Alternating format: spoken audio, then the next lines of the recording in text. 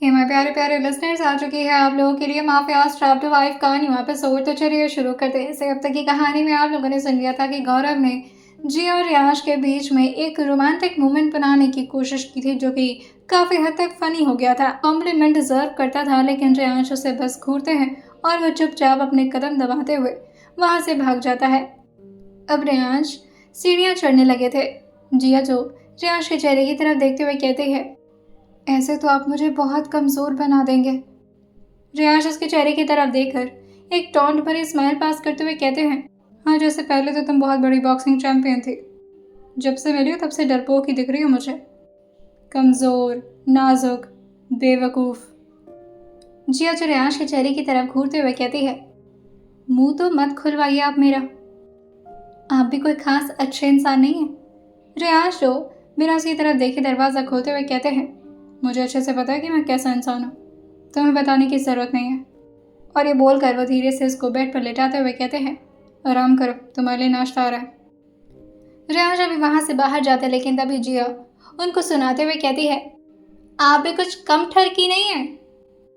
पहले मुझे तो बड़ा ब्लेम करते थे कि मेरी नीयत गंदी है आपको लेकर। उसकी बात सुन करके अपनी ब्लशिंग को बहुत मुश्किल से कंट्रोल कर रहे थे और वो अपने चेहरे को तुरंत ही नीचे की तरफ करके स्माइल करते हैं। अपने स्माइल को अपने चेहरे से गायब करते हुए पीछे मुड़ते हुए कहते हैं, क्या मतलब है तुम्हारा? मैंने ऐसा कौन सा काम कर दिया जिससे तुम मुझे ठरकी का टैग दे रही हो? रियांश पूरी तरह से अनजान बनने की कोशिश कर रहे थे और वो चाहते थे कि जिया प्रॉपरली शब्दों को उनके सामने बयां करे जो उसके दिमाग में इस वक्त चल रहा है, लेकिन जिया उनका कोई जवाब नहीं देती और बस इशारों में ही कहती है, जाइए आप। रियांश अभी गेट तक पहुंचे थे कि तभी बाहर से दो स्टाफ जो अंदर की तरफ आ रही थी। रियांश गेट पूरी तरह से खोलते हैं और अंदर की तरफ उन्हें जाने का इशारा करते हुए कहते हैं, जाइए, खिलाइए उन्हें, और अगर कोई भी ड्रामा करे तो मुझे इन्फॉर्म करना। और ये बोलकर वो बाहर की तरफ निकल गए थे। उनके बिजनेस में इस वक्त कुछ प्रॉब्लम चल रही थी, जो कि उनके दुबई का इलीगल बिजनेस था, और उसी सिलसिले में उन्हें कुछ इंपॉर्टेंट बात करने के लिए बाहर जाना पड़ रहा था। वहीं नीचे राजनंदिनी जो अपने बेटे को समझाते हुए कहती हैं, किसी भी हालत में उस लड़की का किरदार हमें सबके सामने ले आना होगा। अगर वो लड़की सही साबित हो गई तो हमारे हाथ से सारी प्रॉपर्टी निकल जाएगी। तुम्हें ये बात समझ क्यों नहीं आता है? एक तो तुम्हारे दादाजी न जाने क्या सोच करके वसीयत बनवाई थी, जो अपना घर अच्छे से बसाएगा, जिसके बच्चे हो जाएंगे, सिर्फ उन्हीं को प्रॉपर्टी मिलेगी।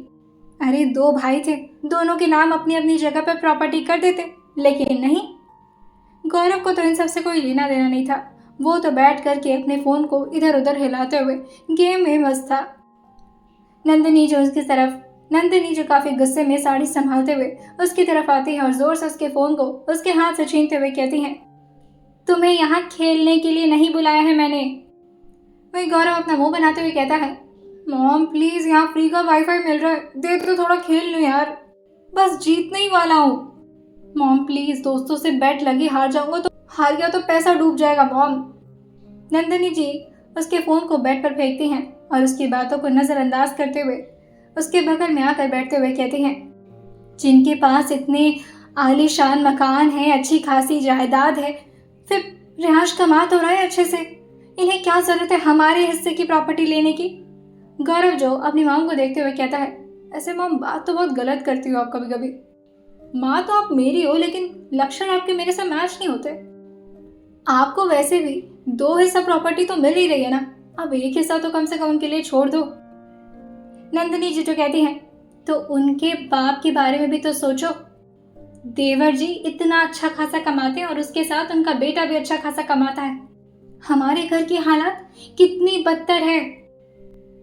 गौरव जो इस बात पर भी अपने चेहरे को नाम हिलाते हुए कहता है, एक गाड़ी हमारे पास, एक ठीक ठाक बंगलो भी है, घर में एसी भी है, खाने पीने का सामान भी है, राशन की भी कभी कमी नहीं होती।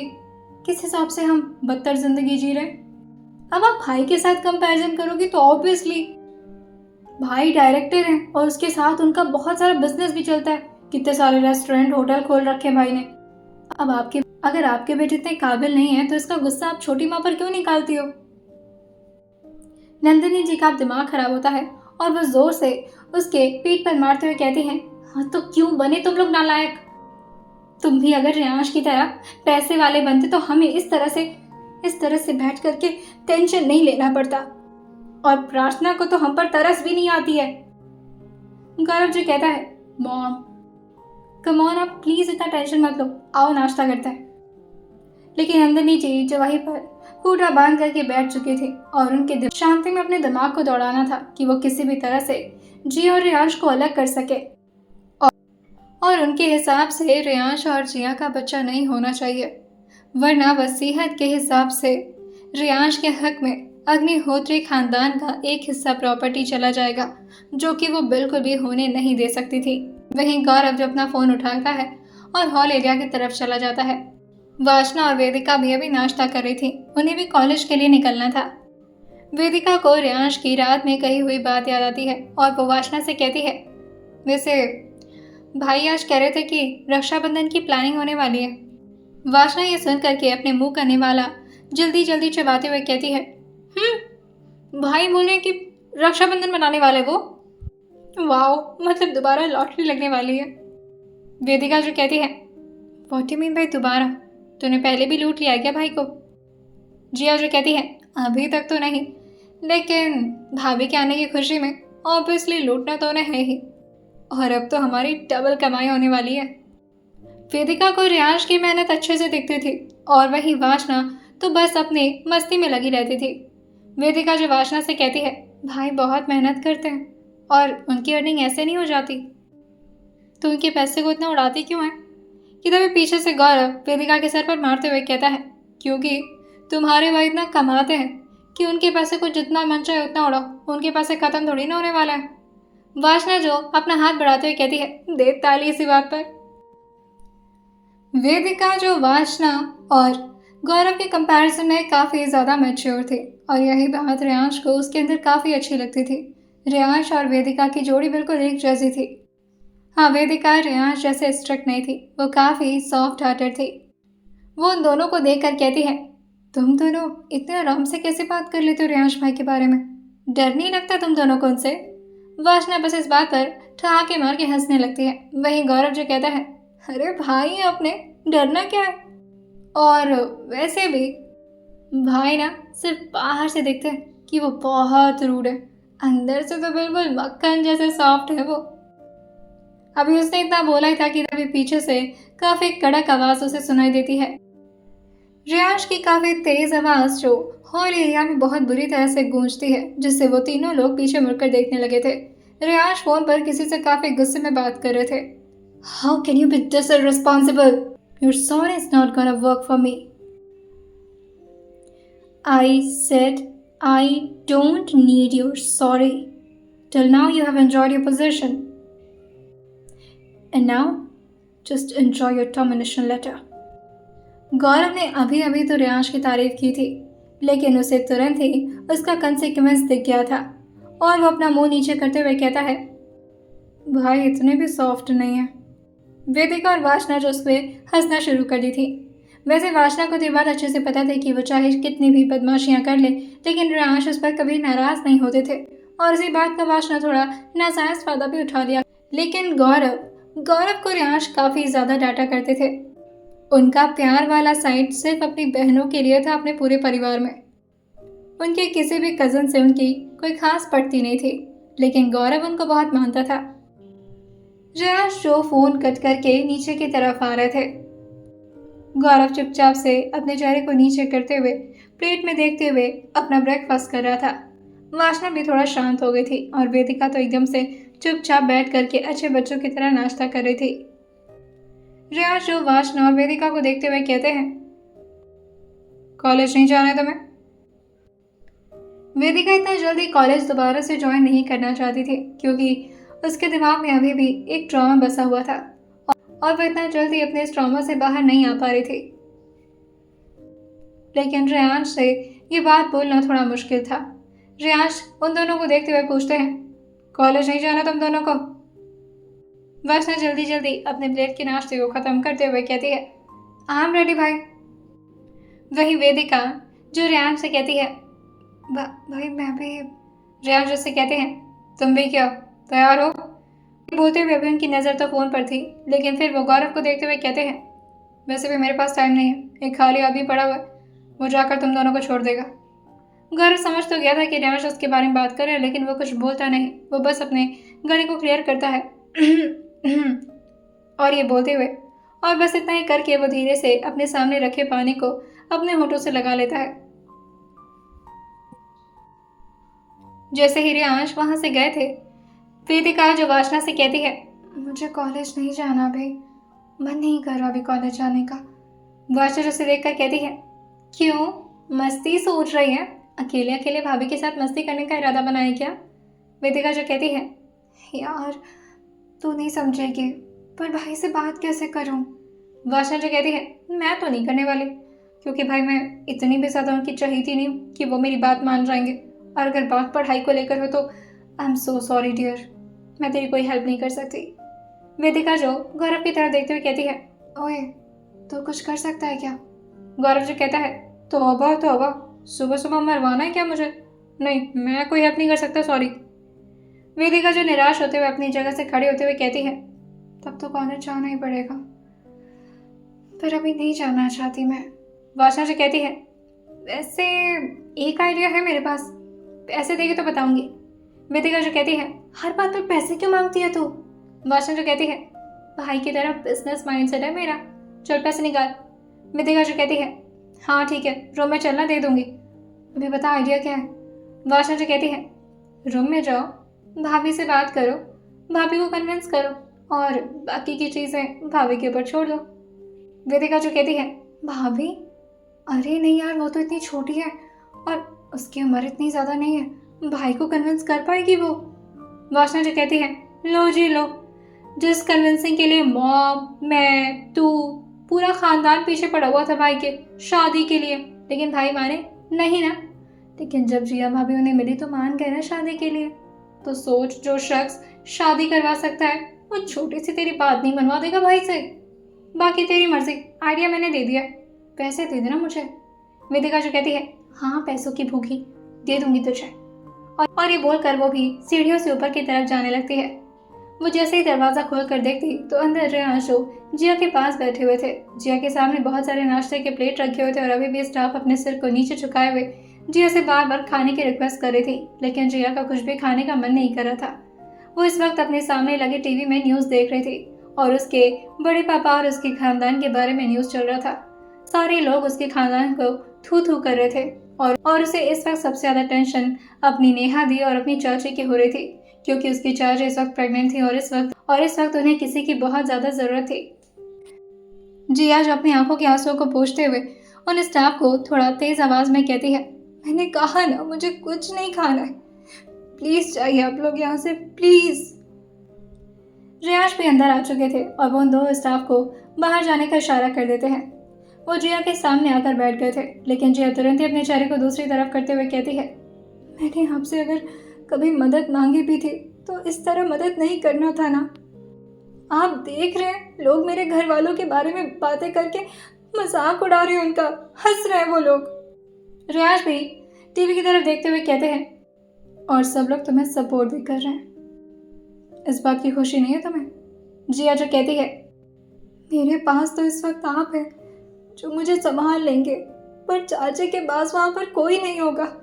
बड़ी मॉम और मॉम भी कितना ज़्यादा परेशान होंगी, और चाचा को बहुत प्यार करती है चाची, उनकी इसमें क्या गलती है? और उनके साथ साथ उनके बच्चे पर भी असर पड़ेगा। प्लीज़ आप प्लीज़ बस मेरे चाचा को बाहर करवा दीजिए, उन्हें जेल के सलाखों के अंदर रखेंगे तो मेरे पूरे फैमिली पर बहुत बुरा असर पड़ेगा, प्लीज़। रियांश जिया की बात सुनते हुए कहते हैं, तुम्हारी चाची को कुछ नहीं होगा और ना ही उनके बच्चे को, लेकिन गुनहगार को मैं सलाखों के बाहर नहीं रखना चाहता, क्योंकि अगर वो जेल से बाहर आएंगे तो उनके लिए खतरा और ज़्यादा बढ़ जाएगा। जिया ये सुनकर हैरान होते हुए अपने आंसू पोंछते हुए पूछती है, क्या मतलब मेरे चाचा को खतरा है? रियांश कहते हैं, खतरा नहीं, बहुत बड़ा खतरा है। जब तक वो सलाखों के अंदर है वो सेफ है, जिस दिन वो उन बेड़ियों से आज़ाद हो गए मैं मार दूंगा उन्हें। जैसे ही जिया के कानों में ये बात पहुंची थी, जिया एकदम से अपनी आंखें बंद कर लेती है और फिर झटके से अपनी आंखें खोलते हुए रियांश से पूछती है, क्या क्या क्या क्या बोला आपने? रियाज लो उसके सर पर धीरे से अपना हाथ रखते हुए कहते हैं, सही सुना तुमने, मार दूंगा मैं उन्हें। मैंने उन्हें जेल के अंदर रखा है ताकि कम से कम अपने होने वाले बच्चे को तो देख ले वो, और उनके बच्चे को भी पता चल जाए कि उनका भी कोई बाप था। बस तब तक के लिए जिंदा है वो, उसके बाद अलविदा कह देना उन्हें यहीं से। ये बोलकर अभी रियांश अपनी जगह से खड़े होते, लेकिन तभी जिया जो रियांश के हाथ को पकड़ते हुए कहती है, मुझे सिर्फ अपनी ज़िंदगी बेहतर करनी थी, अपने खानदान वालों को प्रॉब्लम में नहीं डालना था। आप उनके बारे में नहीं जानते, मेरे चाचा अच्छे इंसान हैं। रियांश अब इस बात पर पक चुके थे और वो जिया से इस बारे में कोई आर्गुमेंट नहीं करना चाहते थे, क्योंकि वो जानते थे कि जिया एक ऐसी लड़की है जिसके साथ चाहे कोई इंसान कितना भी बुरा कर ले, लेकिन बुरे इंसान को बुरा कहना तो उसे आता ही नहीं था। और वो जिया को थोड़ा तेज़ आवाज़ में कहते हैं, जिया ब्रेकफास्ट करो और इस बारे में हम बात नहीं करने वाले। लेकिन जिया जिद पर अड़ते हुए कहती है, मेरी बात एक बार सुन लीजिए प्लीज़। लेकिन रियांश अपने हाथ को झटके से उसके हाथ से छुड़ाते हुए कहते हैं, जिया मैं वैसे भी बहुत परेशान हूँ और ऊपर से तुम मुझे इन सारी बातों में उलझाकर और ज़्यादा परेशान कर रही हो। जिया एकदम से चुप हो जाती है और अपने हाथ में रिमोट लेते हुए टीवी को भी ऑफ कर देती है। लेकिन वो ब्रेकफास्ट तो नहीं करने वाली थी, जिसकी वजह से वो तुरंत ही बेड पर लेटती है और अपने आप को पूरी तरह से ब्लैंकेट से कवर करते हुए अपनी आंखें बंद कर लेती है। रियांश वहीं खड़े होकर के जिया की सारी हरकतों को देख रहे थे। अभी जब जिया ने अपने आप को पूरी तरह कवर कर लिया था, रियांश झटके से उसके ब्लैंकेट को उसके मुंह से हटाते हुए कहते हैं, तुम प्यार से नहीं खाओगी? अपने चेहरे को नाम मिलाते हुए कहती है, नहीं खाना मुझे। और ये बोलकर वो फिर से ब्लैंकेट से खुद को कवर कर ली थी। रियांश को इस वक्त जिया पर काफ़ी गुस्सा आ रहा था और ऊपर से उनके फैक्ट्री में एक बहुत बड़ा लॉस हो गया था। उनके फैक्ट्री के एक छोटे से एरिया में आग लग गया था, जिसकी वजह से बहुत सारी मशीन्स वगैरह जल गई थी और उनके कुछ बहुत ही एक्सपेंसिव प्रोडक्ट्स जिसकी उन्हें डीलिंग करनी थी वो भी उसी आग में पूरी तरह से झुलस गया था। और इन सब के बाद रियांश के दिमाग पर ऑलरेडी इतना सारा टेंशन था, ऊपर से जिया जो अपनी जिद नहीं छोड़ रही थी। रियांश गुस्से में फ़ोन को पटकते हैं और जिया की ब्लैंकेट को पूरी तरह से हटाते हुए जिया के बाजू को जोर से पकड़कर उसे बैठाते हुए कहते हैं, जब तक तुम्हारे साथ ज़बरदस्ती ना करो ना, कोई काम तुम्हें करना ही नहीं होता है। प्यार से जिया त्रिपाठी बात कैसे मान सकती हैं? जिया भी अपनी आंखें छोटी करते हुए कहती है, नहीं खाना है मुझे, आप क्यों नहीं समझ रहे? लेकिन रियांश कुछ नहीं सुनते और वो उसकी गाल को जोर से दबाते हैं और स्पून लेकर के उसके मुंह के अंदर डाल देते हैं। जिया के मुंह में उन्होंने इतना बड़ा बाइट डाला था कि जिया का पूरा मुंह फूल गया था और जिया अपने मुंह को सिकोड़ते हुए रियांश को देखे जा रही थी। रियांश उससे कहते हैं, अब चबाओगी भी या फिर उसके लिए भी मुझे हेल्प करनी पड़ेगी? जिया जो गुस्से में अपना मुंह चलाते हुए और फिर अपने निवाला को घोटते हुए कहती है, अब नहीं खाऊंगी मैं। लेकिन रियांश अब कुछ भी सुनने के मूड में नहीं थे। अब उन्होंने भी जिद ठान ली थी, तो बस अब जब तक जिया का पूरा ब्रेकफास्ट खत्म नहीं हो गया था, वो इसी तरह से जिया के मुंह में ज़बरदस्ती स्पून डाल डाल करके उसको पूरा ब्रेकफास्ट खत्म कराते हैं। वहीं बाहर वेदिका ये सब देख ही रही थी कि तभी उसके पीछे से कोई टैप करता है और वेदिका डर के जल्दी से पीछे मुड़ जाती है। पीछे इस वक्त प्रार्थना जी खड़ी थी और वो वेदिका को देखकर कहती हैं, नजर क्यों लगा रही हो उन दोनों को? ऐसे किसी की प्राइवेसी खराब करते हैं? तुम्हें ये बात नहीं पता? वेदिका जो कहती है, सॉरी मैं वो सो सॉरी मॉम, वो मुझे भाभी से कुछ बात करनी थी। प्रार्थना जी तो कहती हैं, अरे आज के दिन उन दोनों को एक दूसरे के साथ ही रहने दो। और वैसे भी देखा नहीं किस तरह से तुम्हारी बड़ी माँ, मेरा तो दिमाग खराब हो गया और पता नहीं कितने दिनों के लिए आ गई है वो। मैं तो बस ये चाहती थी कि आकर के बहू से मिल लें, लेकिन उन्हें तो ताने सुनाने से फुर्सत मिले तब ना, और अच्छा मौका मिले उन्हें। अब देखो यहीं पर डेरा डाल लेंगी वो और धीरे धीरे देखना पूरे खानदान के लोग भी यहीं पर आने वाले हैं। जब तक वो औरत मेरे घर में आग नहीं लगा देती तब तक वो यहाँ से जाने वालों में से तो नहीं है। जिस जगह पर इस वक्त प्रार्थना जी खड़ी थी ठीक उसी के नीचे नंदिनी जी का रूम था और वो वहीं पर बैठकर कुछ सोचते हुए हल्का सा मुस्कुराते हैं और फिर अपने कुछ लड़कों जो कि आगे की तरफ आ रहे थे उसे कान के पीछे करते हुए कहती है, दिमाग में हम भी कोई खास कम नहीं है रियांश बेटा, आपको इस तरह से और खुश नहीं देख सकते हम। मान ली दिल का तकलीफ तब तक नहीं समझेंगे जब तक आपको वो तकलीफ नहीं मिलती। अब आपको गरीब तो मैं कर नहीं सकती, लेकिन आपकी ज़िंदगी से ये मोहब्बत का शब्द तो मैं हटा ही सकती हूँ।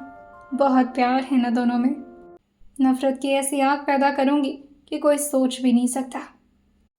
आइए जानते हैं आने वाले एपिसोड में क्या होने वाला है और क्या होगा अब जिया और रियांश का आगे, और क्या जिया की जिद मान करके उसके चाचा को जेल से बाहर निकलवाएंगे। आइए जानते हैं इसे आने वाले एपिसोड में और सुनते रहिए माफिया ट्रैप्ड सिर्फ और सिर्फ स्टोरी विद सौम्य के साथ।